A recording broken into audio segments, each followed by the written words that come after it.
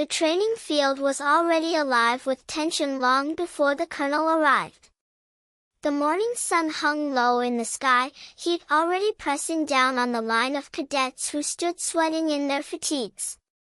Dust clung to their boots, breaths came in sharp gasps, and every muscle trembled from the strain of endless drills. Among them stood Second Lieutenant Maya Reyes. She looked no different than the others, strong posture, stern expression, eyes locked forward. But beneath her uniform, her body ached with reminders of battles fought years earlier, far away from this training ground. And on this particular morning, when the colonel barked the order for another round of punishing push-ups, Maya quietly stepped forward and requested to be excused. The words landed like a grenade. Colonel Hargrove turned, his eyes narrowing into steel. He was a man built from stone, broad shoulders, weathered face, and a voice that could break glass. The cadets knew him as ruthless but fair. He expected the impossible, and he demanded it without apology. But to him, what Maya had just said wasn't a request. It was rebellion. He stalked toward her, boots pounding against the dirt like war drums. The other cadets straightened instinctively, not daring to breathe as his shadow fell over her. "Excused?" he repeated, his tone mocking. "You think this is a schoolyard? You think we're playing games here?" His voice rose, sharp and cutting. "This is the military, Lieutenant. Excuses don't win wars. Excuses get people killed." The field went still. Cadets avoided Maya's eyes, afraid to be caught in the crossfire of the colonel's fury. But Maya stood her ground, though her heart hammered against her chest. Her throat tightened, but she forced herself to answer quietly, "Sir, I can't do push-ups today." The colonel's face hardened further. "Can't? Can't?" He paced around her, his words slicing into the air. "The enemy won't give you a pass because you can't. They won't stop shooting so you can catch your breath. Out there, it's do or die." And right now, he stopped directly in front of her, his eyes blazing. "All I see is weakness." The word stabbed deep. Weakness. She had been called that before. After the hospital stays. After the surgeries.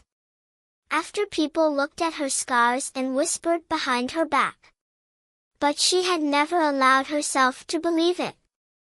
Not until this moment, when her commanding officer spat the word in front of everyone. Maya's chest rose and fell. Her fists clenched. She could have stayed silent. She could have let him continue, let the cadets believe she was fragile. But something inside her snapped. Her voice came out steady, though her hands trembled as she reached for the zipper of her jacket. "Sir," she said firmly, with respect, "you don't know what you're talking about." And with that, she pulled off her jacket. The sight silenced the field instantly. The scars across her arms, shoulders, and back told a story no words ever could. Jagged lines where shrapnel had torn through skin. Faded burns from explosions. Wounds that had healed but left their mark forever. The cadet's eyes widened.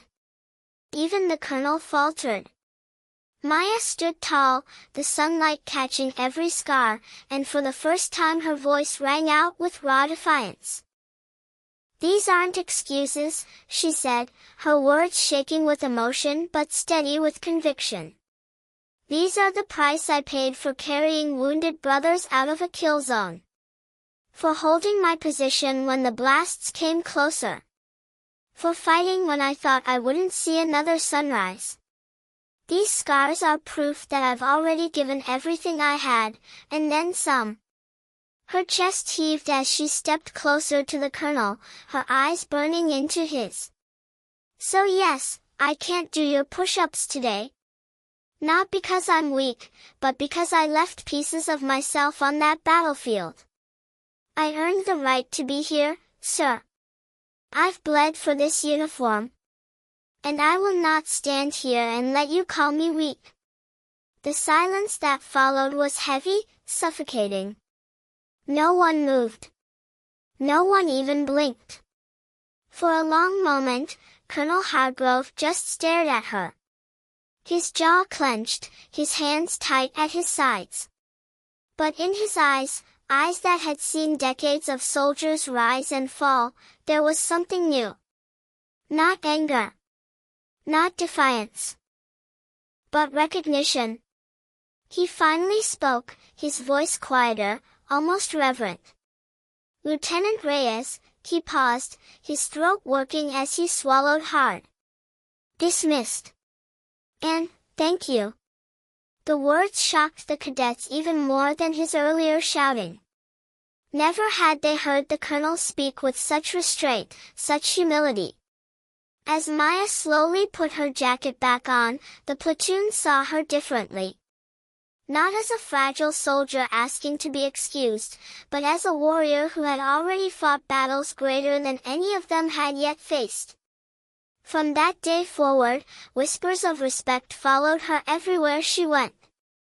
Even Colonel Hargrove, though he never admitted it aloud, carried a different tone with her.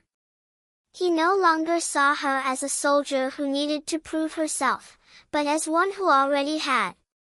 And Maya? She didn't seek pity. She didn't want to be remembered only for her scars. She wanted to show others that true strength isn't measured in push-ups or miles run, it's measured in how many times you rise again after being broken. Because scars are not weakness. They are stories of survival. They are proof of battles endured, lives saved, courage tested. And sometimes, scars are the loudest voice of all.